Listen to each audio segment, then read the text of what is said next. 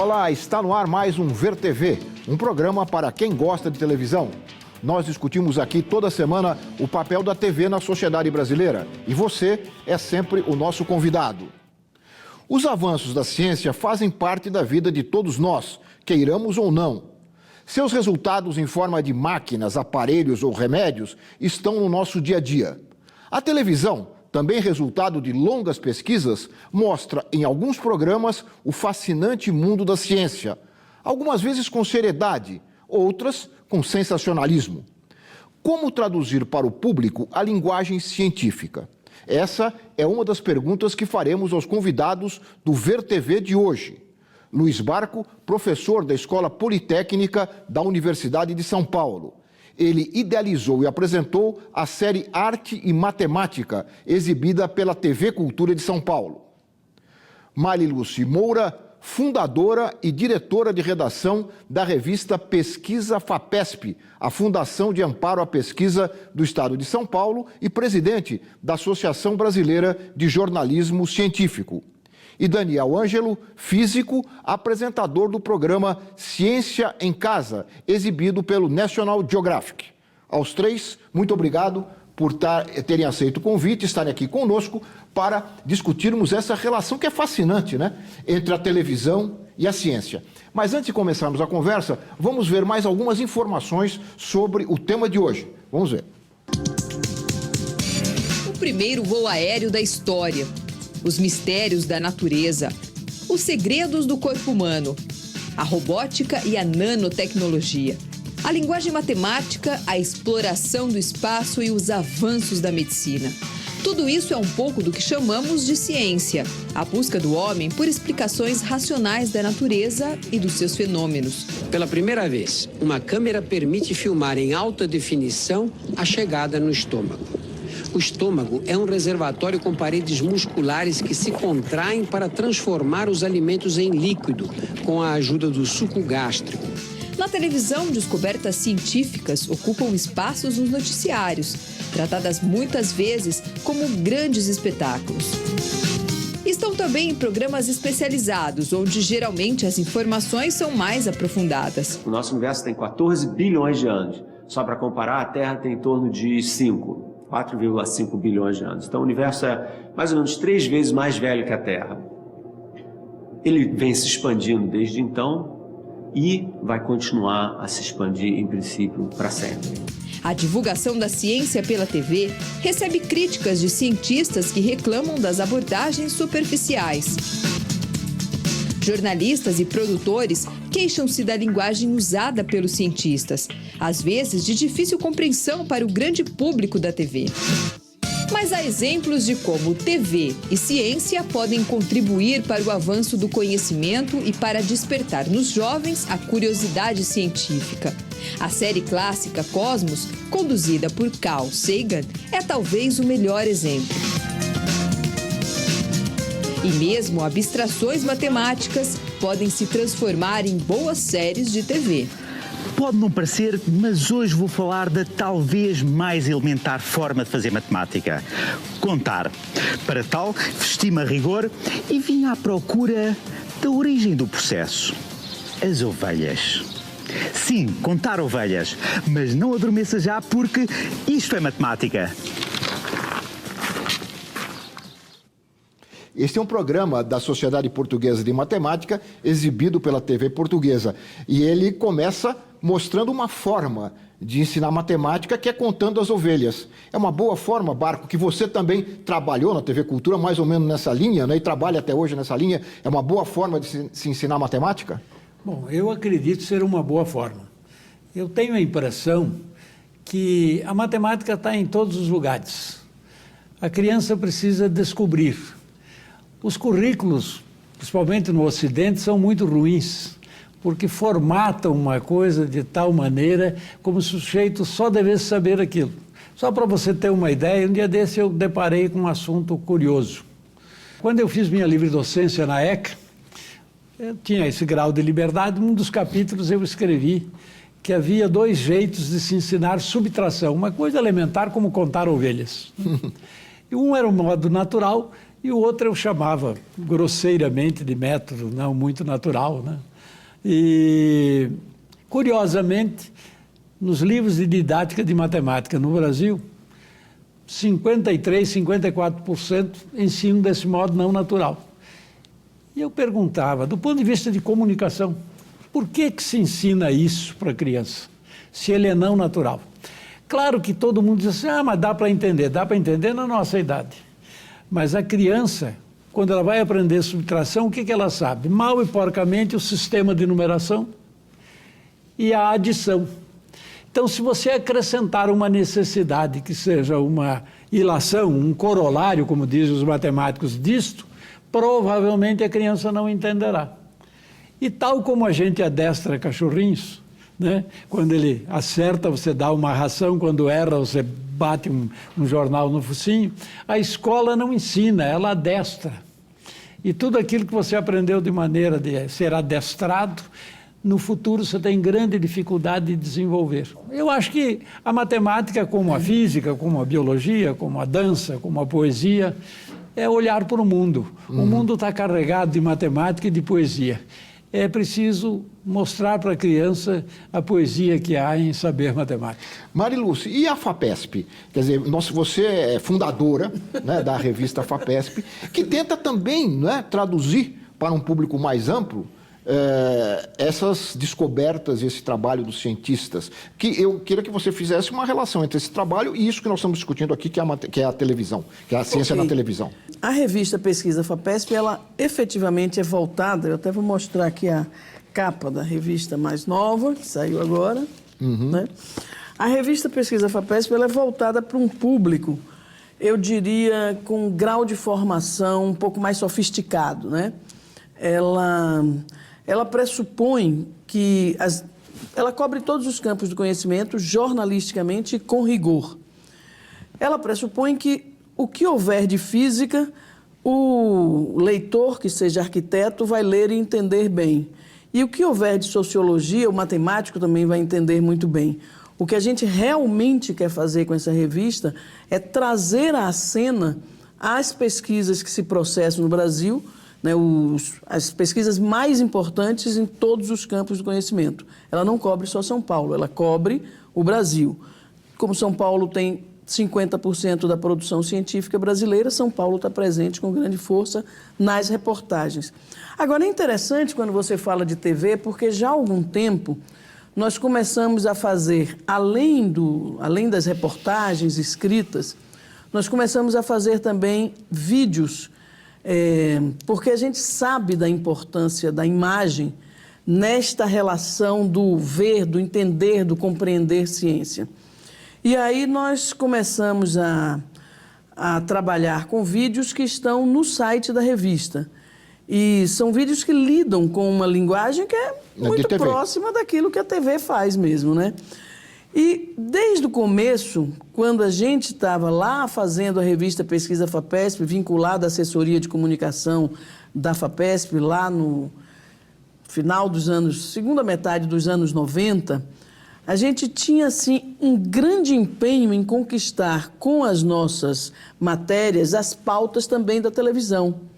Porque o que se verificaria mais tarde em pesquisas conduzidas, por exemplo, pelo LabJOR, tem uma pesquisa aqui interessante que eu trouxe, 87% dos paulistas, não dos paulistanos, ouvidos, diziam que nunca leem notícias sobre ciência nos jornais e na mídia impressa. No entanto, eles mostravam um grau de conhecimento razoável sobre as determinadas questões em discussão, em debate na sociedade. E daí, quando se tentava entender por qual razão eles entendiam, eles sabiam das discussões, é porque, de alguma forma, a imensa população brasileira que está passivo-ativamente exposta ao noticiário de TV tinha ouvido falar na televisão. Desses fatos. desses fatos. E é claro que quando a gente faz a revista Pesquisa FAPESP, a gente tem noção de quais imagens vão poder ser imagens televisivas ou não e tal, até porque a gente está lidando com o vídeo também. Eu acho que a gente está num campo onde a gente não visa a ampla massa como a TV, mas nós temos plena consciência de que num país onde a cultura científica ainda é pequena e onde é a TV o grande meio ainda de informação, por mais que se diga que, né, que a internet... Continua. A última pesquisa a última que pesquisa a não deixa República dúvida sobre isso, exatamente. A gente tem certeza que a TV é um meio privilegiado de mostrar o que é a pesquisa científica e seus resultados. Muito bem. Daniel, vamos falar com você como alguém que faz para a televisão e faz para os dois públicos, da TV fechada e da TV aberta. Sim. Conta um pouquinho desse trabalho. Pois é, então, até essa coisa da revista, que a Mariluce falou, de o público ter um pré-requisito para entender o que se está passando, a preocupação nossa na televisão também é essa. Dentro da TV, tem uma denominação que é ou jornalismo ou a linha de show, que é mais entretenimento. No SBT, no nosso programa, a gente faz mais a linha de show, entretenimento. Então, eu acho muito importante, isso daí até no VT foi abordado, entender o público, porque o produtor, ele reclama que o cientista fala difícil e o cientista reclama que a televisão fala muito fácil, né? Mas, na verdade, eu acho que o grande segredo é entender que público que você está lidando. E, assim, conseguir... claro que numa TV aberta, principalmente, muita gente está assistindo, o meu público e o meu não público, talvez, mas entender aquele público eu acho bem importante. No trabalho que a gente faz na NetGeo, logicamente, como todo trabalho, tem NetGeo é National Geographic. National Geographic Channel, isso. Tem uma preocupação muito grande com o rigor científico do que está lá, mas ele tem que ser transportado para o público de uma maneira um pouco mais soft, né? mais leve, para se tornar também atrativo e para conseguir os índices de audiência também. Então, essa é uma preocupação, que é ter o rigor, mas saber conversar com o seu público. É isso que é um estudo um pouco complexo de se fazer às vezes. No SBT, vocês produzem para o programa... Qual é o programa? É o programa Eliana, aos domingos, né? Um público do domingo à tarde. E o quadro se chama Ciência em Show, tentando levar coisas do dia a dia, mostrar que tem ciência. Então, mostrar aí, para o caso do programa Eliana, para um grande público... prioritariamente feminino, acima dos 35 anos. Então, entender um pouco esse público também é importante. Dá um exemplo rapidinho de um assunto que vocês transformam em palatável para esse público, um assunto científico. Recentemente, um que fez bastante sucesso, que a gente apresentou no SBT, foi dos riscos na cozinha, né? Então, a gente transformar o que é a panela de pressão, por exemplo, que tem conceitos, inclusive foi inventada por um físico, né? O que tem de conceito, por que ela cozinha mais rápido, por que ela pode economizar gás e colocar isso numa coisa televisiva, uma coisa interessante, né? Então, o que a gente fez nesse caso específico foi demonstrar o que acontece quando uma panela explode. Então, dentro de uma perspectiva de show, de uma coisa acontecendo, um visual bacana, você conseguir dar informações de ciência lá, né? Informações de pressão, informações até mesmo de segurança, o que acontecer, como resfriar, como abrir. Resfriando uma panela de pressão, ela diminui a pressão, né, dentro da panela, por causa do resfriamento do gás. Então, esses conceitos a gente consegue conversar com esse público específico de uma maneira mais visual, né, que entretém. Muito bem. Eu queria colocar na conversa, nós falamos no começo do programa, mais ou menos dessa relação delicada entre a linguagem do cientista e a linguagem do jornalista, como é que se traduz a linguagem científica sem banalizá-la, né, para o grande público. E sobre esse assunto nós ouvimos o jornalista Maurício Tufani, que é editor do blog Universidade, Ciência e Ambiente. Ele fala exatamente dessa relação entre jornalistas e cientistas. Vamos ouvi-lo. Existem reclamações por parte da comunidade científica, e não por parte de todos os cientistas, com relação à precisão da informação. Muitas vezes existe razão, né? Elas são procedentes, as reclamações, mas muitas vezes elas não são. Tá? Pelo fato de que aquilo que é relevante para o pesquisador, às vezes não é relevante para o público em geral, ou até não seria compreensível para o público em geral. E muitas vezes também existe uma preocupação saudável por parte da comunidade científica em fazer com que a imprensa esteja mais preparada para o trabalho de tradução da linguagem científica para a linguagem jornalística, para a linguagem mais acessível ao público em geral. Isso é importante, isso é uma condição necessária. E acho que melhoramos muito nos últimos anos, surgiram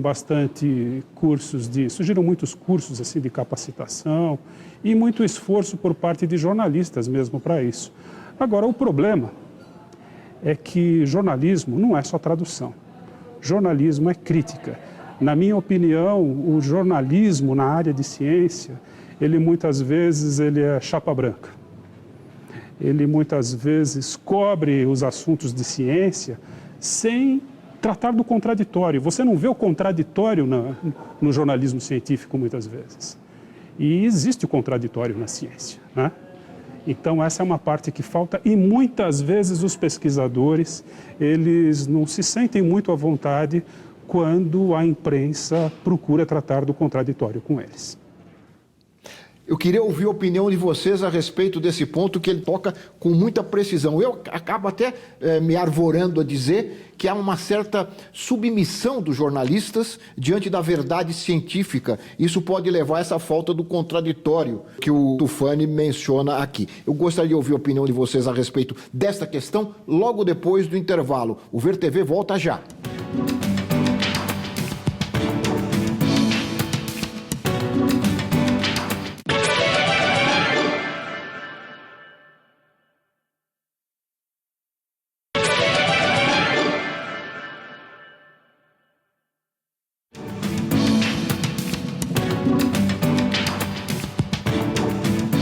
Nós estamos de volta com o Ver TV, que conversa hoje sobre os programas que tratam da ciência na televisão.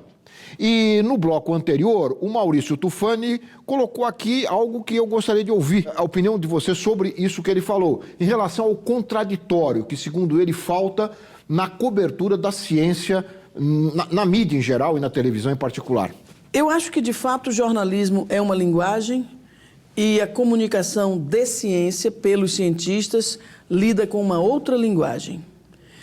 Mais do que tradução, eu acho que tem um necessário diálogo entre essas duas coisas, entre esses dois campos, para que se processe a notícia, a informação inteligível para o público em geral. Acho que os cientistas, em geral, têm uma atitude muito arrogante em relação aos jornalistas. Compreendo que, por outro lado, entre os jornalistas, graça um desconhecimento um pouco além do que deveria se verificar a respeito dos assuntos de ciência. E me parece que a necessidade de fazer cursos, especializações, etc., para dominar um pouco mais esse conhecimento que é produzido em tantos campos diversos, é muito importante para quem vai lidar com a informação sobre ciência no âmbito do jornalismo, né?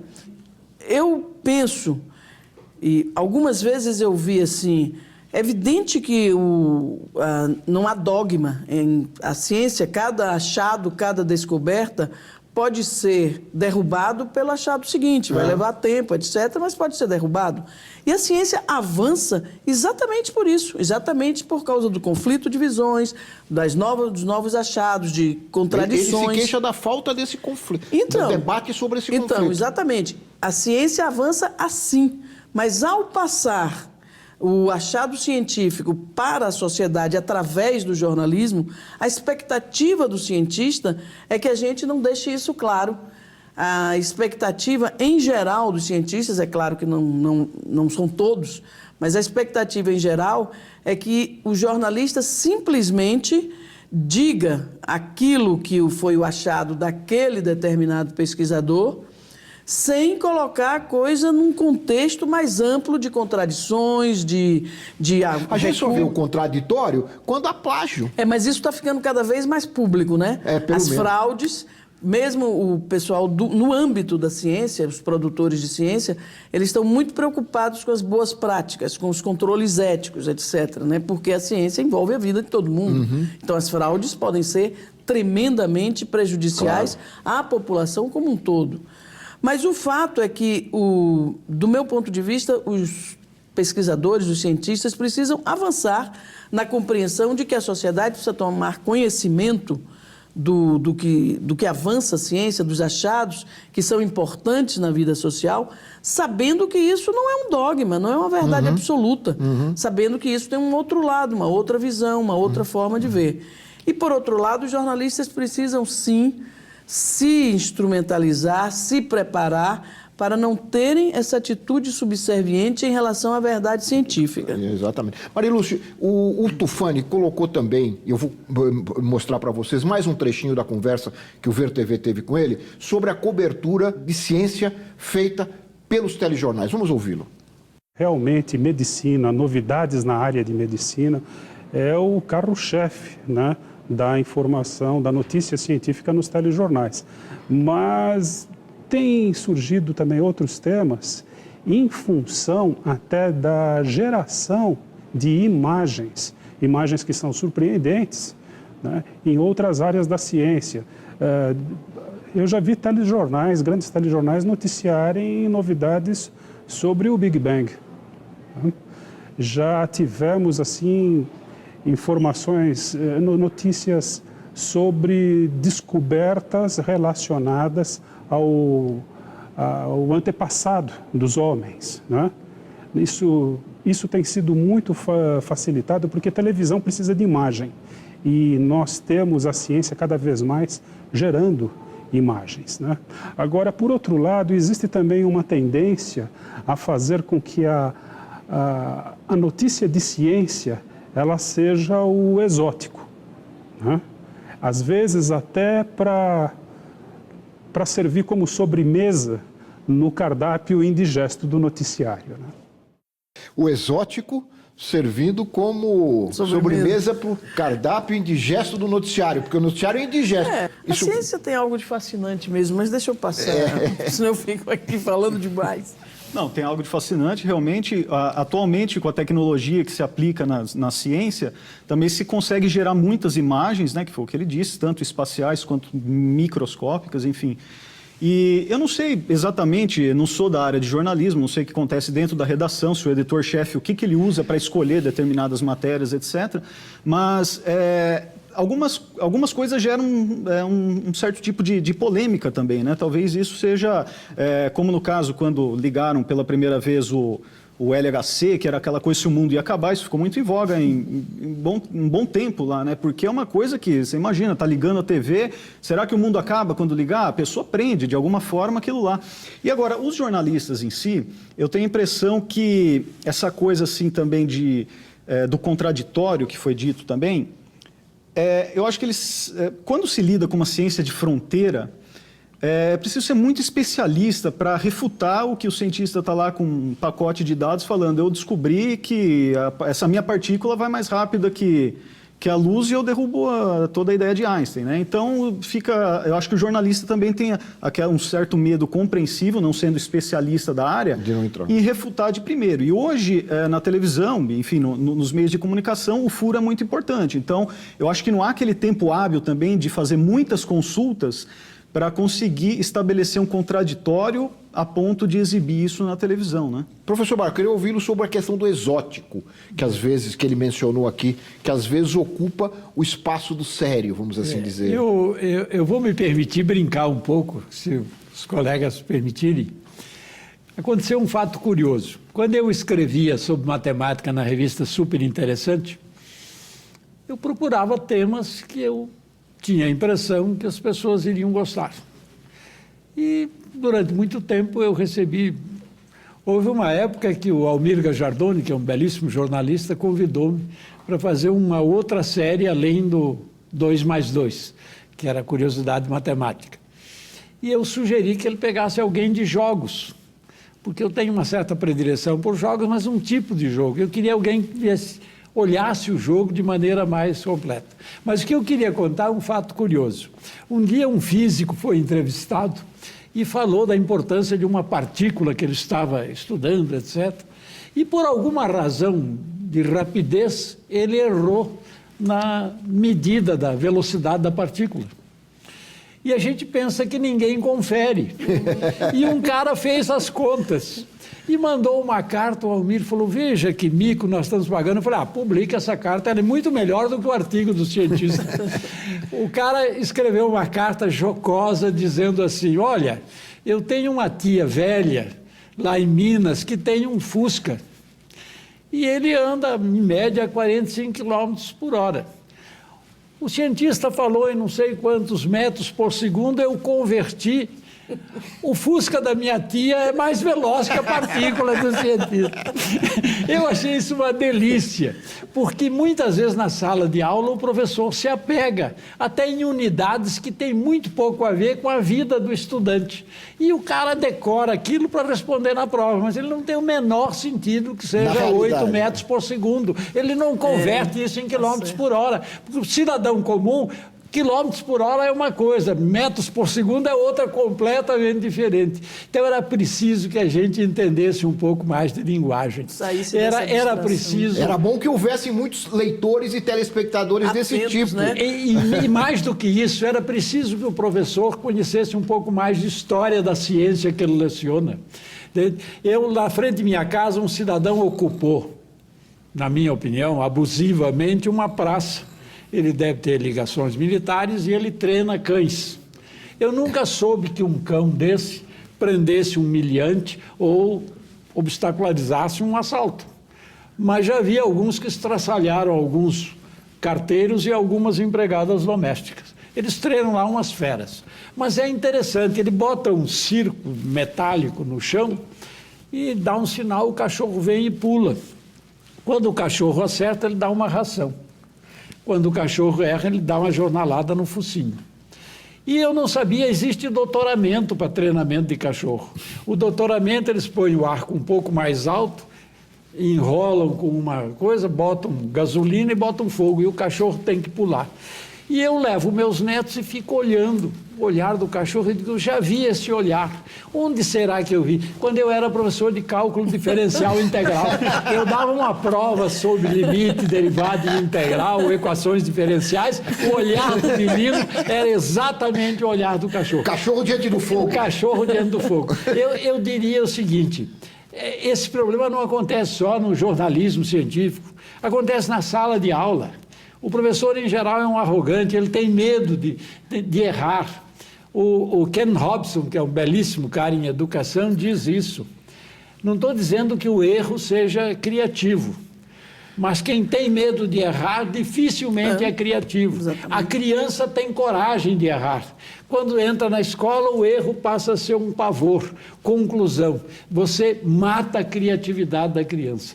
E o programa jornalístico deveria ser assim, deveria devolver a liberdade de criar, de contestar, de ter dúvida, de não concordar, entende? E ser feliz com isso. Claro. A questão do exótico é assim, é lógico que a ciência é um empreendimento, inclusive um empreendimento econômico de grande monta, feito por grupos, os estudos feitos por grupos cada vez maiores, cada vez mais especializados ou na transdisciplinaridade, mas por baixo de tudo isso subjaz uma coisa que é o prazer mesmo da descoberta. O verdadeiro pesquisador, o verdadeiro cientista, ele tem um enorme prazer. E a coisa do exótico, talvez não seja tanto exótico, talvez seja uma coisa de algo de fascinante na descoberta de algo fora da curva, do novo, do diferente. Né? Olha, eu queria encerrar esse bloco voltando um pouquinho à questão da televisão e trazendo aqui para a nossa conversa o Sérgio Brandão, que é diretor-geral da produtora Videociência, que fica no Rio de Janeiro, e curador das mostras Ver Ciência. Ele reúne trabalhos sobre ciência feitos para a televisão. O Sérgio, ele trabalhou na BBC de Londres, foi repórter do Fantástico, do Globo Repórter, e criou o Globo Ciência, onde foi diretor-geral. Vamos ouvir o Sérgio falando sobre esse trabalho que ele realiza agora. Bom, a Mostra Ver Ciência surgiu em 1994, há 20 anos, né, portanto. E a nossa ideia, minha, do Zé Renato Monteiro, meu parceiro, co-curador da mostra, era de incentivar e promover a divulgação científica pela televisão. Nós mesmos produzimos um programa, o Cerebrando, que aborda questões do cotidiano sobre a ótica de uma neurocientista, a Suzana Herculano Zell. Mas todas as áreas do conhecimento e do avanço das tecnologias, enfim, são tantos assuntos interessantes que muitos passam ao largo nos noticiários de televisão. Então, existem tantos temas bons para serem abordados pela internet ou pela televisão, em programas de divulgação científica, que o desafio está em você selecionar e produzir programas que sejam atraentes. A ideia da mostra para incentivar a produção, a melhoria da produção, é você mostrar bons exemplos. Mas tem sempre inovações, a cada ano que passa a gente vê coisas completamente originais, novas, e as temáticas são sempre as mais diversas. A seleção dos temas para os programas de ciência também é interessante, porque alguns assuntos são mais fáceis de serem abordados numa linguagem televisiva e outros mais complexos, especialmente em áreas como a matemática. Mas não existem limitações para fazer bons programas de ciência. Exige a criatividade das pessoas envolvidas com a produção e pensar que um bom programa de ciência ele tem que ser atraente. Não adianta você achar que as pessoas vão assistir e não vão mudar de canal ou ver outro vídeo se não for bem feito. Pautas e assuntos da ciência não faltam e nunca faltarão, né? Você acabou de lembrar do avanço da ciência constante. Nós vamos ter que fazer mais um rápido intervalo e voltamos em seguida com o Ver TV, que conversa hoje aqui com os nossos convidados sobre a ciência na televisão. Nós voltamos já.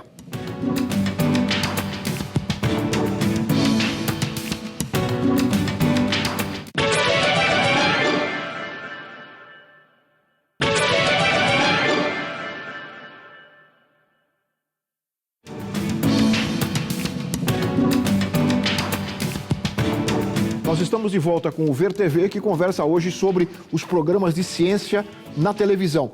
No VT de abertura, logo no comecinho do programa, nós colocamos um trechinho da série Cosmos, que é uma série considerada clássica, colocada no ar nos Estados Unidos em 1980 pela PBS, que é a rede pública norte-americana, e que agora volta numa nova versão atualizada e, suponho, modernizada, não mais numa TV pública, mas, pelo que eu entendi, num pool de emissoras pelo mundo todo, inclusive aqui no Brasil. E ela é apresentada por um ex-aluno do Carl Sagan, que foi o apresentador e o produtor da série original, que é o Neil Tyson. I wake up every morning astonished that an astrophysicist can have 1.7 million Twitter followers. The cosmos is anything where it's a frontier of human knowledge of how the world works. Eu gostaria de ouvi-los, já que é um momento importante dessa série, que é um marco na relação entre a televisão e a ciência, né? O Carl Sagan, ele é um divulgador da ciência. Essa série, nos Estados Unidos, no mundo inteiro, fez muito sucesso, né?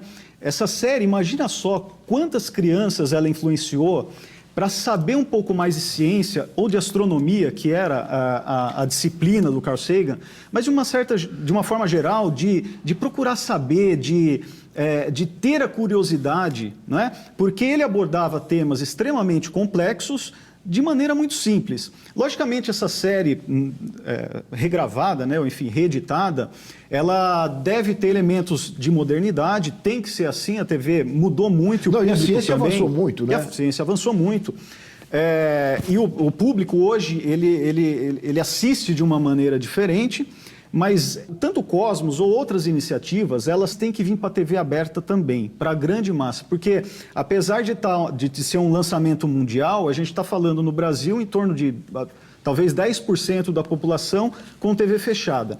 A partir do momento que você leva para a massa, você vai dar a oportunidade, como eu tive na década de 80, de assistir Cosmos pela TV Cultura, e isso fez diferença, logicamente, talvez até na minha escolha profissional, dá oportunidade para a grande população, para as crianças terem uma oportunidade diferente, porque hoje milhões estão querendo ser jogador de futebol e eles são muito coagidos pela fama e pelo dinheiro, né, valores contestáveis.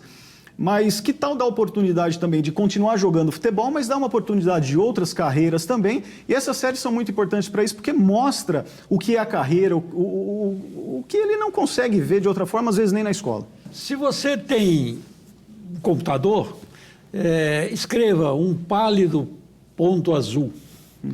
No final da vida, o Carl Sagan dirigia a série Voyager e estava lá uma câmera indo com provavelmente um foguete e, por alguma brincadeira dele, ele resolveu virar e fotografar a Terra, né? E aparecia a nossa galáxia, e lá num cantinho da galáxia um pálido ponto azul, que é o nosso planeta, né? Talvez toda a aula devesse começar com esta imagem do Carl Sagan. E eu acho uma tolice, por exemplo, a TV Cultura teve essa série, eu assisti ela como ele acabou de mencionar. E nunca mais passou. E tem programa político ordinário que passa todo dia. Eles podiam fechar esse programa e passar de novo a série. Não precisa nova, passe a velha. Tem grande coisa para a criançada aprender. E eles vão gostar, porque é um programa muito bem feito, com técnica de televisão daquela época, e, no entretanto, até hoje, acredito que a criança teria grande prazer em assistir. Quem é que decide o que bota no ar na programação, quer seja emissora governamental, quer seja particular? A pessoa que toma essa decisão, não sei se é jornalista ou o que faz, mas ele deveria, sim, deveria assistir a algumas aulas na universidade para tomar decisões um pouco mais saudáveis sobre qual é a ciência que ele bota à disposição da criança que vê. E é muito bonito. É uma pena que uma série como essa fique restrita àqueles que até já têm mais conhecimento por ter mais dinheiro, por terem estudado em escolas particulares, enfim, é sempre para o mesmo público, que é o público assinante da televisão fechada no Brasil. E o grande público que poderia ter contato com essa série, infelizmente, não tem, porque não pode pagar, né, a TV por assinatura. Mas você, voltando à questão da universidade, né, você mencionou agora... Deixa eu só contar uma pequena coisa em relação a como a série poderia efetivamente trabalhar em prol de vocações científicas. Eu estava entrevistando há uns poucos meses o professor Ernest Hamburger. E o professor, ele é o pai do Karl Hamburger, né? E o Ernest, além disso... Antes o Karl era filho do Ernest, agora o Ernest é pai do Karl. Como a gente está falando de televisão, de imagem, etc., eu estou lembrando que ele é o pai do Karl Hamburger. Então, o professor estava me contando que lá no interior do Rio Grande do Sul, onde ele morava, eu perguntei para ele numa entrevista ping-pong longa que saiu na revista, perguntei para ele como é que ele foi despertado para uma vocação científica, né? Se na família dele tinha cientistas, etc. E aí ele me contou que não tinham cientistas na família dele. O que levou ele a tomar interesse pela física foram alguns livros de divulgação de ciência que ele leu lá nos anos 30, 40, por aí, antes dele sair do interior do Rio Grande do Sul para ir para a cidade grande e tal. E aí ele disse que essa semente germinou nele de uma maneira poderosa e levou ele para realmente querer ser um pesquisador, entender esse campo todo da produção de ciência. E depois é que ele entra na divulgação. Então, o que me parece é que as séries de TV teriam o mesmo papel que aqueles livros de divulgação científica tiveram para aquela geração que hoje está com 80 anos. E as crianças, ao contrário do que dizem alguns analistas, que criança só gosta de coisa rápida, não é verdade. Eu vejo meus netos sentados e assistindo Pepas, os Simpsons, etc., com a maior atenção. Eles assistem séries. Então, me parece que a série televisiva, a série de TV ligada à ciência, interessante, atraente, cheia de descobertas, teria esse papel de realmente fertilizar vocações. E outro papel importante, que eu queria introduzir aqui na conversa, aqui no Caminhando para o Final do programa, é em relação ao papel da universidade, das TVs universitárias, que é um fenômeno relativamente recente no Brasil, mas que também tem essa missão de fazer a divulgação, de levar para a sociedade aquilo que a universidade produz. E, nesse sentido, nós fomos buscar o programa Viver Ciência. Nós ouvimos realizadores e responsáveis pelo projeto. Vamos ouvi-los.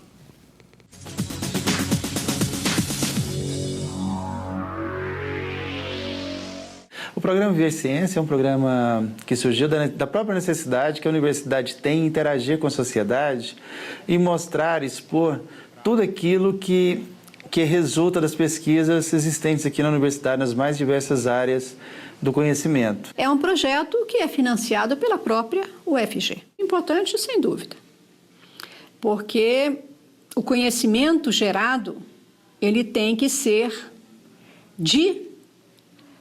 para a sociedade. Né? Tudo que nós produzimos, ele tem que se reverter para a sociedade. No ano de 2012, nós pensamos efetivamente como que a gente poderia produzir um conteúdo que levasse a difusão da produção científica e da pesquisa, da ciência que é produzida na universidade para toda a população de Goiânia, e chegamos ao formato do Viver Ciência. São informações que são dadas pelos pesquisadores com resultados fidedignos e que podem beneficiar a comunidade. Hoje nós sabemos que a própria CAPES e outras instituições de fomento, elas incentivam que os pesquisadores produzam conteúdos audiovisuais para fazer a difusão da ciência. Isso é um aspecto importante, estratégico hoje no país, a difusão da ciência.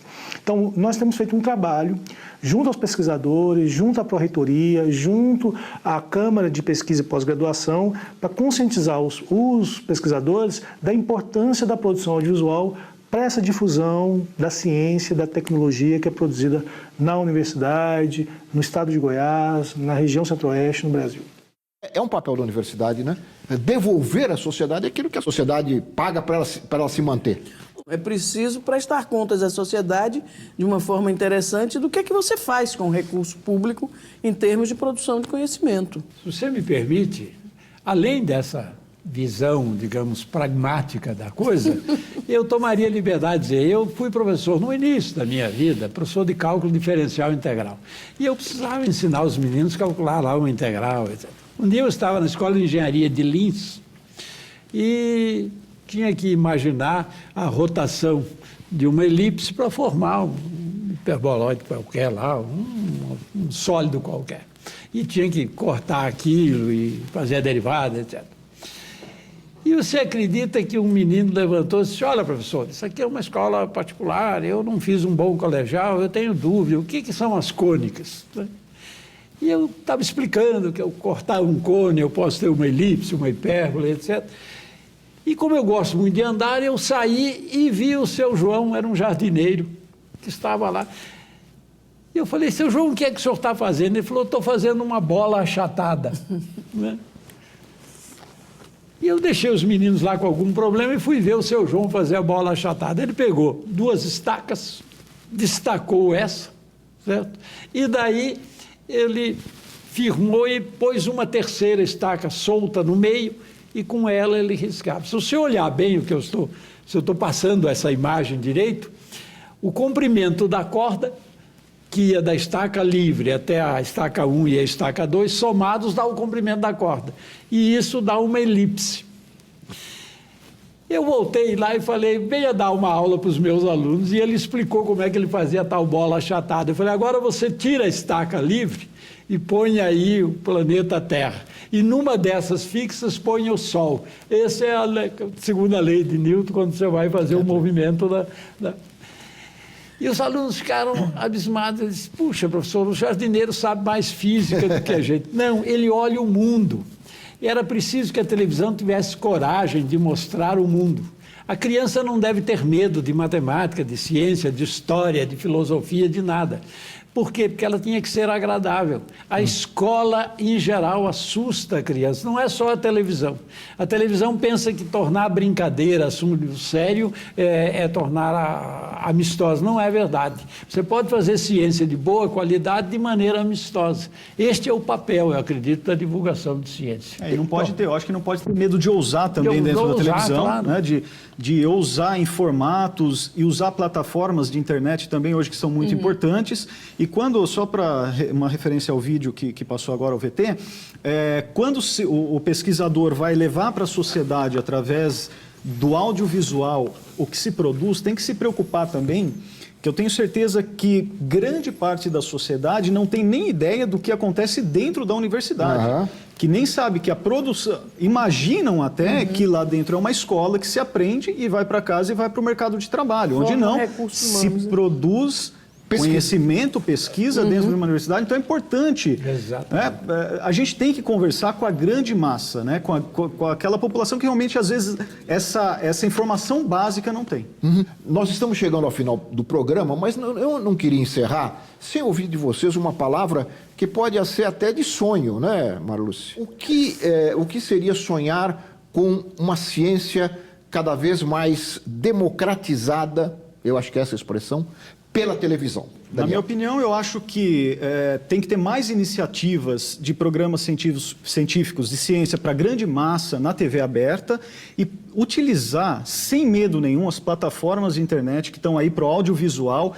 Tem muita gente fazendo grande sucesso e a gente tem poucas iniciativas na nossa área. Eu acho importante isso porque todo mundo hoje está na internet. Quero falar de uma coisa interessante que aconteceu no nosso programa, no National Geographic, que é uma dificuldade porque praticamente foi o primeiro programa produzido no Brasil sobre a ciência do cotidiano, né? De divulgação e tentar pegar mesmo a grande população. E foi muito difícil conseguir reunir a equipe e os profissionais para desenvolver bem esse programa. Por quê? Os produtores, os roteiristas não estavam acostumados também com a linguagem científica e com o critério que tinha que dar num programa como esse, né? Todos os roteiros, para vocês terem uma ideia, eles são traduzidos, enviados para Washington, são aprovados por um corpo da National Geographic Society, voltam para o Brasil para poder gravar. E essa dificuldade foi muito grande, onde consegui, você imagina, uma produção que até então, na sua vida profissional, acostumada a coisas muito do cotidiano, de repente ter que pegar elementos científicos, produtos químicos e coisas do gênero, né? Então, eu acho importante também a gente começar a formar, através dessas iniciativas, profissionais para trabalhar produzindo audiovisual para o ensino ciência e para a divulgação. Marilúcia. Primeiro, dentro dos noticiários de TV, acho importante que se continue dando notícias, tenham ela apareça a ciência como exótica ou como algo do cotidiano, tanto faz, mas que as notícias estejam sempre presentes nos noticiários de TV.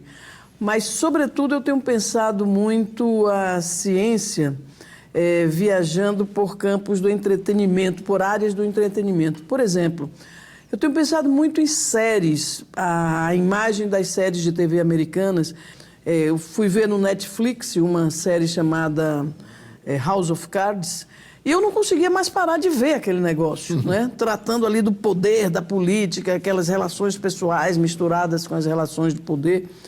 E eu fiquei pensando, quanto uma série de TV que trouxesse até as intrigas mesmo que existem dentro dos laboratórios, as guerras, as brigas, as confusões, quanto elas poderiam contribuir para trazer essa noção da ciência para algo da dimensão da vida humana normal, né? Normal e com seu lado também sombrio e tal, né?